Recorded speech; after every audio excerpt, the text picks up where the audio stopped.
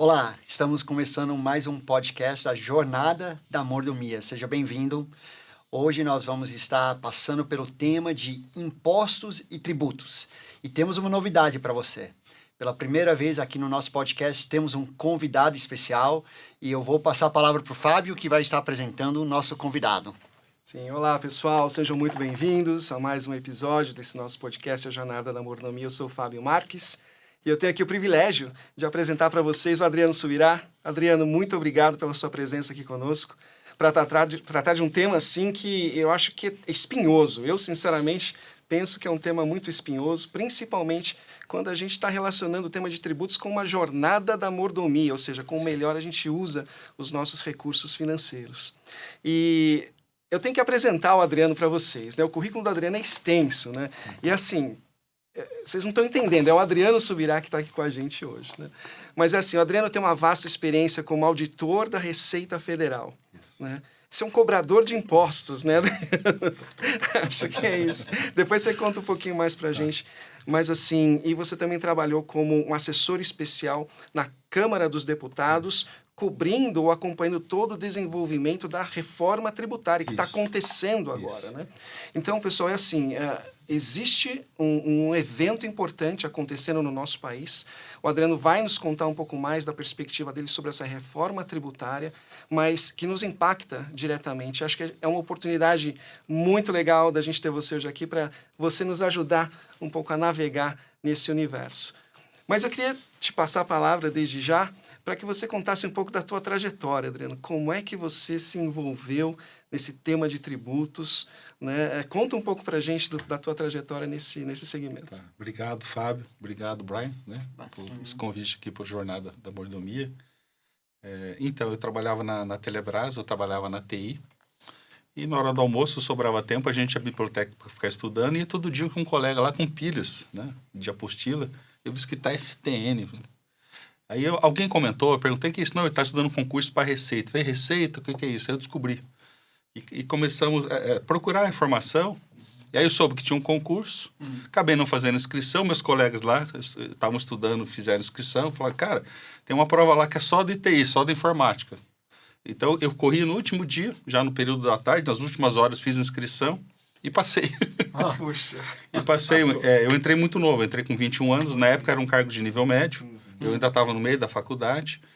Então, eu comecei bem novo, uma maneira, assim, até um pouco, não digo casual, né? Mas não é algo que eu pensava. Porque como eu, antes de trabalhar na Telebrás, onde eu estava trabalhando, eu trabalhei na Unicamp, trabalhei com professores, eu era office boy no Instituto de Economia, trabalhei com professores muito conhecidos, trabalhei com José Serra, Candir, enfim, com vários aí, né? Autores do Plano Cruzado na época. Então, meu sonho era, vou fazer economia, como eu estava fazendo na faculdade, vou fazer mestrado, doutorado e aquela vontade de dar aula.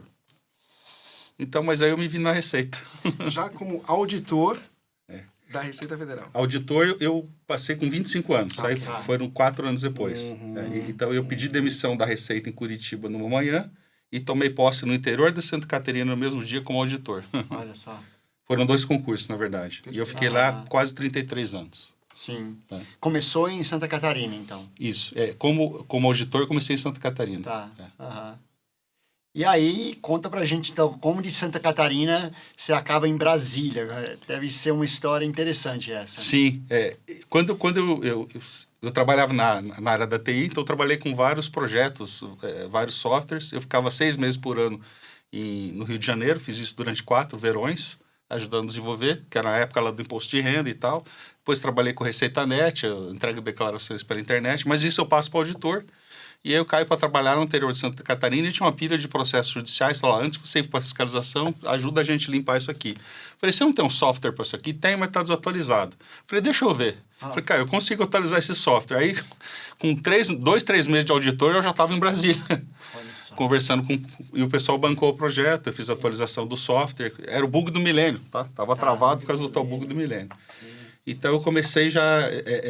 frequentemente, um projeto e outro, o pessoal me convidava para participar. O que aconteceu é que nos últimos anos, ali especialmente em 2019, eu recebi 2 convites para realmente, né? E eu disse não para o penúltimo, daí eu fui orar, falei, Deus, eu acho que eu fechei uma porta, se é da tua vontade. que me convidem de novo. E assim, é o tipo do convite, era o primeiro escalão. Eu nunca te convidam 2 vezes, né? Deu 15 dias, me chamaram, enfim, eu tô lá já há mais 6 anos lá em Brasília e fora da Receita há 5 meses. Certo. Interessante. E você falou assim que você orou e pediu direção Isso. ao Senhor, né? Então tá evidente a tua fé em Jesus, Sim. Você é um irmão em Cristo. Como é que você consegue conectar essa tua trajetória dentro desse segmento de tributos, impostos e, assim, caminhando junto com a tua fé? Houve momentos aí de conflito ou não? Como é que você, coloca essas coisas de uma forma coerente na tua vida cristã? Assim, para mim sempre foi muito tranquilo, né? Por exemplo, eu perguntar assim, mas como é que você faz quando você recebe uma proposta escusa, me perdoa a expressão, a propina? Eu falei, eu nunca recebi, eu nunca escutei isso. Eu não imagino que seja isso. Eu sofri 2 atentados, né? Tiros em casa. Mas que aí é o atestado de boa conduta, né? Então, acredito que a importância, assim, Mas como forma esses atentados, de alguma maneira, como represália. Alguma atitude correta que você não abriu mão, é isso? Represália. Uma foi apreensão de munição, carregamento de munições. Okay. A gente, na verdade, atirou no que viu, acertou no que não viu, né? Entendi. Enfim, e outra foi uma questão de autuação contra grupos econômicos, assim. Então, mas eu acredito que o testemunho, a maneira, chega antes. Então, a outra coisa que sempre eu dei muito graças a Deus é que as pessoas diziam isso para mim depois de uns anos, né? Porque eu comecei a ter alguns cargos de liderança e os colegas comentavam assim, cara, todo mundo quer trabalhar com você, né? Então, assim, a gente tem que refletir Cristo no dia a dia, né? Então, como eu concilio isso com tributos, né? Dar a César o que é de César, a Deus o que é de Deus, né? Sim. Então, eu acho que o maior desafio para as pessoas, mesmo para quem não gosta, né, ou tem uma resistência com o César, o que o César vai fazer meu dinheiro, né, Brian? Como é que o César vai administrar meu dinheiro? Mas essa é uma parte muito importante, é importante, até pela questão do testemunho e para a gente não ter represálias, não ter problemas. Mas a parte mais importante ainda, assim, se você sabe que esse aqui é de César, tá? Então, esse aqui é o de Deus, né? Porque quando perguntam para Jesus, fala, olha, é lícito pagar imposto, tributo, né? E, inclusive, no outro, fala assim, olha, de quem eles cobram o tributo? Tributos, tributação e imposto sempre foi uma relação de dominantes e dominados, né? Historicamente. Né? Nós temos sobrenome por causa de um controle tributário. Por isso que o mundo, os humanos, né? Nós usamos sobrenome. Antigamente, eu seria Adriano, filho de Juarez, filho de Mariano e só, né? E passamos a ter CPF. Então, a gente era um nome, viramos um nome, sobrenome. E isso sempre foi por causa de tributos. Então, eu acredito que a maior dificuldade das pessoas, eu acredito que nem só com relação a César, mas dar a Deus o que é de Deus. Né? Porque Jesus falou, olha, me mostra uma moeda, de quem tem imagem e inscrição? E nós somos imagem e inscrição de quem? Né? Então, a nossa vida, nós somos a imagem de Deus. Então, a Deus que é de Deus, ele não está falando assim, não está falando de oferta só. Você dá a tua vida, né? A tua oferta, a tua maneira como você lida com o teu dinheiro, na tua mordomia, com as coisas do Senhor, é só uma parte dessa imagem e inscrição que somos nós, né? Então, eu vejo assim em perspectiva, sabe? Essa parte da tributação eu vejo dentro de um contexto. Adriano, é interessante você falar isso. Tem um autor americano chamado Andy Crouch, e ele faz uma observação, ele diz o seguinte, é interessante você perceber o seguinte, quando Jesus veio falar sobre dinheiro, ele disse assim, não tem como servir 2 senhores, ou você serve a Deus, ou você serve Mamon. Agora, quando ele fala sobre impostos, ele diz, dê a César o que é de César, dê a Deus o que é de Deus. Então, aparentemente, Jesus estava ali dizendo, é possível o cristão conviver com o governo sem abrir mão de sua fé. Diferente de dizer, o cristão não pode conviver com Mamon e o Senhor ao mesmo tempo, né? Então, essa convivência, governo e fé, quais são os conflitos que você vê pessoais ou que você trouxe um texto bíblico, né? Que muitas vezes você deve ter tido que interpretar esse texto e trazer lições. Então, como é que é essa convivência entre a sua fé cristã e um governo que você pode ou não pode concordar com? E como é que isso molda o nosso coração? Eu acredito que a gente tem que guardar o coração e a língua, assim, e usá-la de maneira produtiva. Por exemplo, eu tive muitos debates acalorados né? Muitas vezes acalorados mesmo, debates extensos, e lógico que eu respeito outras posições. Falou, olha, isso não pode ser assim, tem que ser diferente, isso vai prejudicar o contribuinte, vamos facilitar, melhorar o ambiente de negócio. Agora, uma vez que a decisão foi tomada, aí eu não posso sair minando aquilo, falando por trás ou mesmo criticando. Até vai fazer mal para mim, para minha psique. E aqui em Tiago, né, que está, exorta, acima de tudo, que você ore pelos governantes, por tudo. Então, sim, passou essa definição, está definido. Bom, agora, enquanto estava pendente de definição, eu poderia contribuir no processo, eu poderia até ser um crítico muito sincero, até contundente de algumas coisas. Uma vez que fechou a posição, não que eu vá defender aquilo, mas eu vou obedecer, eu vou seguir. E quando vinha assim, puxa senhora, eu vou orar, né? Não fazendo papel de acusador, mas eu vou orar, vou interceder. Eu confesso que, eventualmente, falando isso agora, já pelo menos umas 2 vezes, eu preferi não estar em um ambiente, que eu mesmo sendo convidado, ou tendo a oportunidade, um convidado ou tendo a oportunidade, para não sair na foto. Porque aí já são outras questões, mas não é questão da política. Agora, o cargo, a autoridade, a gente tem que respeitar. Né? Não a autoridade que não seja constituída por Deus. Acho que a forma que você optou, eu vou me posicionar em relação a essa questão. Porque, e sinceridade, não por mim. Algumas pessoas não vão entender, sabe? Então, já aconteceu, por exemplo, até em redes sociais, algumas coisas, postar esclarecimento, às vezes vem assim, alguns comentários como a gente chama do hater, né? Hoje você está tomando o lado A, o lado B. Não tem o lado, né? Você tem uma postura, você vai de acordo com a palavra, de acordo com os princípios.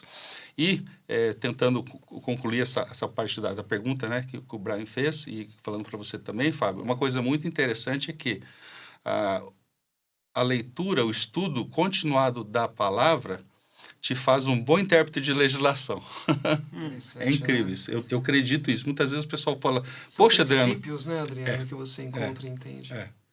Então, como a gente procura entender a palavra, né, a Bíblia, enfim, né, tanto o Velho, todo o Novo, e bons livros também, mas isso te leva a um processo constante de reflexão, um esforço de comunicação. Você está num grupo de oração, você está numa célula, está num encontro como o nosso aqui, você está articulando, você está raciocinando, está ouvindo uma opinião diferente, uma opinião complementar. Então, esse exercício que a gente faz, inclusive o próprio exercício da leitura, que nos dias de hoje tem muito valor, né, o devocional, além do espiritual, é você aumentar a tua extensão de capacidade de atenção, né? De um deep work, de uma concentração. Então, tudo isso faz da pessoa um melhor profissional, inclusive na parte jurídico-tributária. Interessante. Até por conta do aspecto técnico, né? Eminentemente técnico, muitas vezes, que você tem que desempenhar na tua função, trabalhando com leis, formação, inclusive aspectos econômicos, né? De impacto sobre a economia como um todo. Isso tudo é muito modelado, né? Tecnicamente. Então, eu entendo que quando você fala a tua capacidade de focar, né? E poder tirar boas conclusões a partir desse exercício. Sim. Uau, muito legal, Adriano. Acho que tem coisas super interessantes que você mencionou, esse aspecto ético, né? O aspecto de você, ao desempenhar a sua função, correr o risco de fazer o certo, não é? E de não se sujeitar ao mal feito, inclusive com risco de vida, né? Acho que esses exemplos que você está trazendo, acho que são tão impactantes, assim, e nos encorajam, né? Realmente a nos focarmos, assim, naquilo que é certo, porque vale a pena, não é? Sim, com certeza. Ótimo. Quando a gente fala de tributos aqui na nossa jornada, né, da mordomia, a gente sempre tem... A gente quer encorajar também os nossos ouvintes, as pessoas que nos acompanham, a enxergar os tributos de uma forma positiva, inclusive. Né? Com a seguinte abordagem: puxa, se a gente tem que pagar impostos, é porque estamos derivando renda. Né? Os impostos incidem sobre uma renda. Então, o nosso desafio é sermos gratos, né, em relação aos rendimentos que estamos auferindo e, como você muito bem colocou, sermos fiéis àquilo que o próprio Jesus nos ensinou, né? A pagarmos os tributos a César, que são devidos a ele. E sempre é importante nas empresas ter uma boa contabilidade, né? Assim como na vida pessoal. Você tem que ter a fidelidade nos 10%, sabedoria e prudência nos 90%, né? Às vezes alguém fala, puxa, mas eu dou dízimo. Sim, mas que bom dos 10%. Como é que está os 90%, né? Então, e na empresa isso passa por ter bons controles, boa contabilidade, porque em geral, eu fiquei quase 33 anos na Receita, e desses quase 33, 23 anos fazendo fiscalização ou liderando equipes, às vezes até de quase 2.000, né? Tive uma coordenação com quase 2.000 auditores. Mas o que você vê é que, normalmente, para praticar alguns ilícitos, as empresas têm que fragilizar seus próprios controles internos. E ela acaba perdendo o controle. Ela começa lesando e termina sendo lesada. É invariável esse caminho. Olha que interessante. Em um outro texto bíblico também, que o Senhor pergunta para o profeta, que vês, né? Eu vejo um livrinho com asas passando. Falou, isso é uma maldição para todo o dinheiro mal ajuntado. Tá? Então, alguns tombos grandes que eu presenciei de maneira alguma, isso me alega, de maneira alguma mesmo, nesses mais de 2 décadas, são pessoas já que estão dos seus 70, às vezes 80, eu já vi até com 90 anos. Então, foi a vida inteira, pum, né? E aí, tudo aquilo não chega à 2ª geração, que está na 3ª geração. Então, na verdade, tem muita coisa envolvida, né? Então, e também, se não há princípios para lidar com o dinheiro do terceiro, inclusive do governo, não há princípios para lidar com outras situações também, né? Então, acaba sendo um ciclo vicioso. Né? A lei, ela nos protege. Se a gente, né, respeitá-la, ela é o parapeito que não deixa a gente cair. Né? Exato. As escrituras falam sobre se você não é fiel, né, na administração disso, quem dará para você a verdadeira riqueza para se confiar? E algo que você falou aí que realmente chamou a minha atenção, essa questão. Ele começa lesando e não percebe que ele é lesado. E eu acho que a gente pode levar isso para a nossa vida espiritual também. Sim. A gente começa pensando, tô me dando bem. O brasileiro tem muito disso, né? Sim, sim. Achei um jeitinho. Isso. E ele não percebe que a própria alma dele está sendo lesada nesse processo. Esse jeitinho que ele achou para burlar. Sim. Ou o governo, ou o vizinho, ou o que seja. Mas a gente falando assim sobre o tema de impostos aqui, né? A gente acaba entrando algumas vezes no tema de evasão. Tá? E aí as pessoas, algumas falam, mas precisa, porque como é que eu mantenho o meu negócio vivo se eu não fizer? Mas você está dizendo que muitas vezes, ou se não sempre, talvez um princípio no final, ele nem percebe, mas ele acaba se prejudicando. Sim. Isso na vida pessoal acontece também, né? Sim, acontece. Acontece o mesmo na vida pessoal, né? É interessante que às vezes eu vejo pessoas falando agora, com a reforma tributária, você vai ter todos os documentos fiscais no seu lugar, não vai ter como escapar, o governo não está vendo, né? Eu acho que é um ótimo momento, inclusive, para a ilustração. Fala, no céu sempre foi assim. Tudo que você faz, o senhor está vendo. Né? Então, assim, que bom que agora, né, você está percebendo que no natural é assim também, né? Fascinante isso aí. É importante termos essa leitura e aí, como o Fábio falou, né, essa diferente visão de ser grato, então, a Deus. Se eu estou pagando imposto, que eu seja grato. Né? Sim. Agora, como é que a gente lida com o fato de olharmos, de repente, e pensar o governo está usando esse recurso para coisas que ferem os meus valores cristãos? Sim. Como é que eu lido com isso? Eu acredito que uma boa metáfora é condomínio, né? Em Brasília, eu já morei em condomínio com quase 700 apartamentos, com mais de 3 mil pessoas, né? Então, assim, a gente tem que eleger um bom síndico, né? E depois, não adianta só eleger. Cara, tem muita coisa para fazer no condomínio. Então, agora, cara, quando o síndico e a equipe dele não vai ter olhos para tudo. Então, eu preciso ser alguém também que não só critica, que muitas vezes até faça um serviço voluntário, que cobre, que acompanhe, que não só cobre, mas que também faça a sua parte. Então, eu acredito que tem que ter esse envolvimento, né? A gente precisa escolher bons gestores, porque senão não temos como fazer um recall, né? Cancelar uma eleição do síndico. Você tem que esperar 4 anos. Isso vale para o município, vale para o estado e vale para a União, né? No município é mais fácil porque você está próximo. Curiosamente, mora num lugar do Distrito Federal que é município e estado junto. Ele não tem essa instância, né? Então, por não ter, não estou dizendo que eu sou contra ou a favor do município, mas a gestão do que no resto do Brasil, no nível municipal, lá é uma gestão muito enxuta. Então, eu moro no bairro que tem 180 mil pessoas. Esse bairro tem o mesmo tamanho de Guarapuava, onde eu morei mais de 20 anos, que é uma boa cidade. Sim. E se você olhar a administração do Guará, dessa região, é do tamanho do que seria uma creche na minha cidade. Não tem muita gente, né? Então, assim, agora, isso vale para todo o Brasil? Não. Tem lugares que são muito distantes. Você precisa da prefeitura, precisa do... Né? Mesmo uma cidade como Guarapuava, ela está longe de 100, 40, 50, 200 quilômetros de outros grandes centros. E ela acaba cuidando de uma região. Enfim, então é preciso ter esse olhar e essa proximidade, acompanhar, cobrar. Se você perguntar, a maioria das pessoas não lembra que ela votou para vereador, para deputado. Provavelmente ela vai lembrar para governador e para presidente, né? Então, eu acredito que passa muito por aí. É verdade. Né? Interessante você estar trazendo. Acho que, em primeiro lugar, obediência. Eu acho que quando pagamos tributos, a gente está obedecendo ao mandato divino. Mas engajamento. Não é uma obediência passiva, eu diria. Sim. Ou uma obediência descomprometida. Sim. É uma obediência que se engaja. Né? Isso. E que participa. Que participa. Acho que a gente pode até traçar um paralelo com o dízimo, né? Às vezes as pessoas, não vou dar o dízimo porque a administração da minha igreja, não sei, não confio, questionam. Né? Mas, peraí, o que vem primeiro?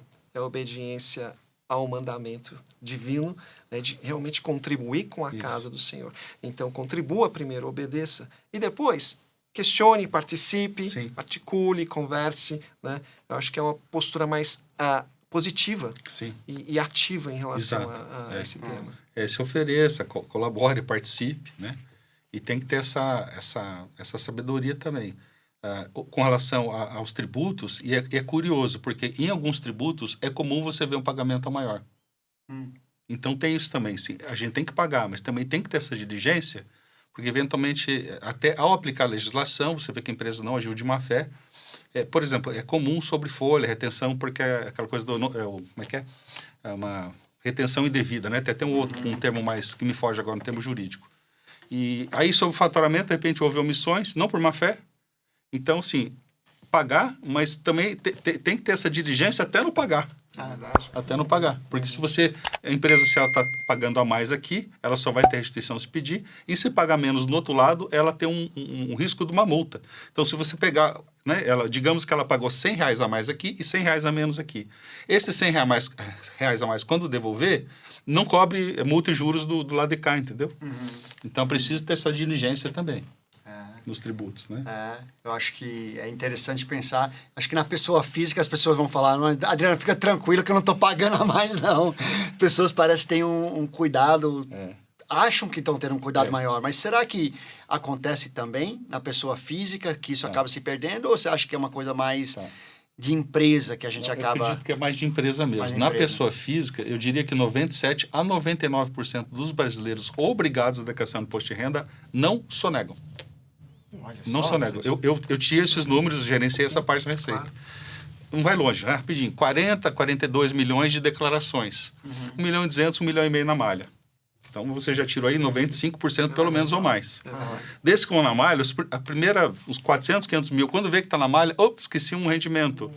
Aí esse recibo eu declarei, mas é do CPF do meu filho, ele declara separado, eu não podia. E as pessoas vão arrumando. Questões menores. Questões menores. E concluindo esse ponto, assim, de que a gente, na declaração da pessoa física, a gente é honesto, é que quanto mais declaração pré-preenchida a gente tem, mais a gente percebe que o brasileiro, ele esquecia mais de colocar despesa médica, que era a seu favor, do que omitir rendimento. Olha só.